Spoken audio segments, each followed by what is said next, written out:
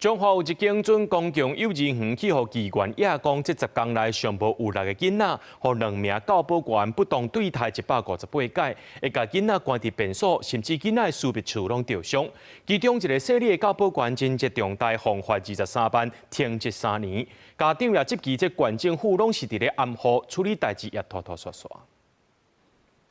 查某囡仔私密的所在红骨症，查甫囡仔的尻川口刺伤。家长本来指控姓詹的女助理教保员做的，不过调查过程佫发现，担任主要教保员姓李的查某囡仔，好亲像嘛对学生囡仔不当管教。10天内出现158件不当行为，包括甲人关便所、占囡仔扭佫带这行为。出来洗内裤，就把孩子丢在厕所里面，就关在那边，然后孩子就一直哭不停，哭了20几分钟。然后他现在就是看老师的眼神都感到恐惧。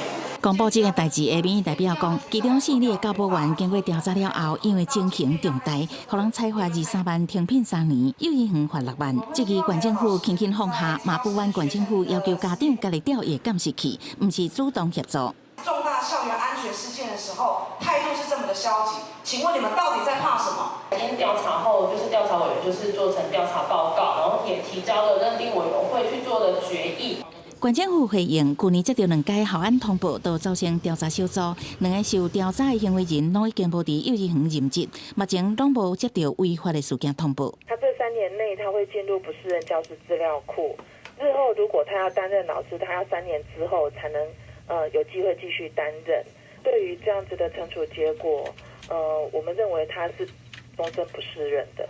人本表示，姓李的教保员停聘3年，会互人公布姓名。不过期满会当阁担任教保员，建议县政府予这个教保员职能强化这个训练，避免类似的状况发生。